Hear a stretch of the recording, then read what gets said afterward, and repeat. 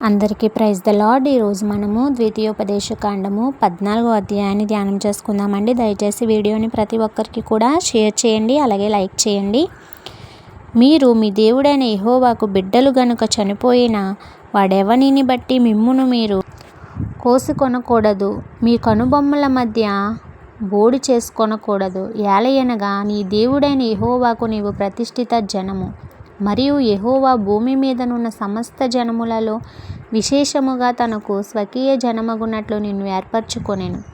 నీవు హేయమైనదేదియూ తినకూడదు. మీరు తినదగిన జంతువులు ఏవనగా ఎద్దు, గొర్రెపిల్ల, మేకపిల్ల, దుప్పి, ఎర్ర చిన్న జింక, దుప్పి, కారుమేక, కారుజింక, లేడి, కొండగొర్రె అనునవే.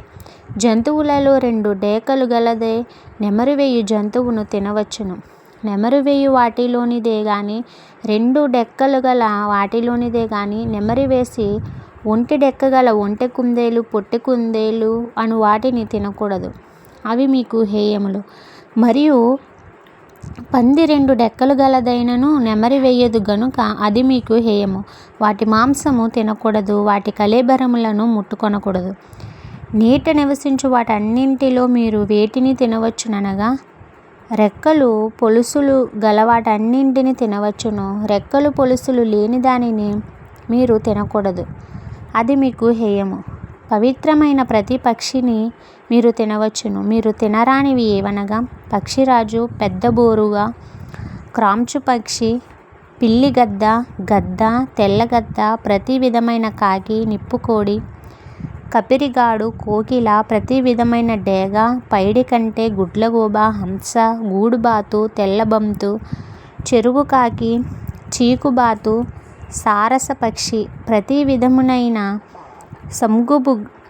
సంకుబుడిగొంగ, కొంగ, గూకుడు గవ్వ, గబ్బిలము అనునవి.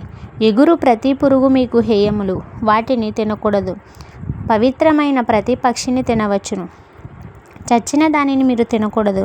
నీ ఇంటనున్న పరదేశికి దానిని ఇయ్యవచ్చును, వాడు దానిని తినవచ్చును, లేక అన్యునికి దాన్ని అమ్మవచ్చును. ఏలయనగా నీ దేవుడైన యెహోవాకు నీవు ప్రతిష్ఠిత జనము. మేకపిల్లను దాని తల్లిపాలతో వండకూడదు. ప్రతి సంవత్సరమున నీ విత్తనముల పంటలో 10వ భాగమును అవశ్యముగా వేరుపరచవలెను. నీ దినములన్నింటిలో నీ దేవుడైన యెహోవాకు నీవు భయపడ నేర్చుకొనున్నట్లు నీ దేవుడైన యెహోవా తన నామమునకు నివాస స్థలముగా ఏర్పరచుకొను స్థలమును ఆయన సన్నిధి నీ పంటలోని గాని, నీ ద్రాక్షరసములో గాని, నీ నూనెలో గాని 10వ వంతును నీ పశువులలో గాని, గొర్రె మేకలలో గాని తొలుచూలు వాటిని తినవలెను.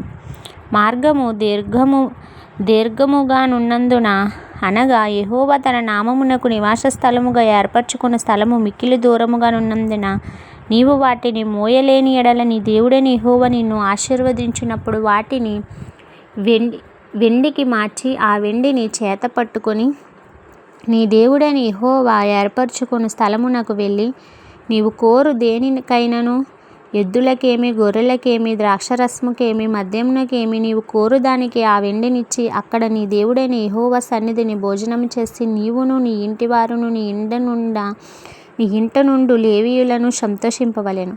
లేవీయులను విడవకూడదు. నీ మధ్యను వారికి పాలైనను స్వాస్యమైనను లేదు. నీ దేవుడైన యెహోవా నీవు చేయు నీ చేతి పని అంతటిలోనూ నిన్ను ఆశీర్వదించినట్లు 3 సంవత్సరములకు ఒకసారి ఆ ఏట నీకు కలిగిన పంటలో 10వ వంతు అంతయు బయటికి తెచ్చి నీ ఇంట ఉంచవలెను. అప్పుడు నీ మధ్యను పాలైనను స్వాస్యమైనను లేని లేవీయులు, నీ ఇంటనున్న పరదేశీయులు, తండ్రి లేని వారును, విధవరాండ్లను వచ్చి భోజనం చేసి తృప్తి పొందుదురు. ఇంతటితో ఈ పరిశుద్ధ వాక్యము మనలందరినీ దీవించి ఆశీర్వదించునుగాక. ఆమేన్.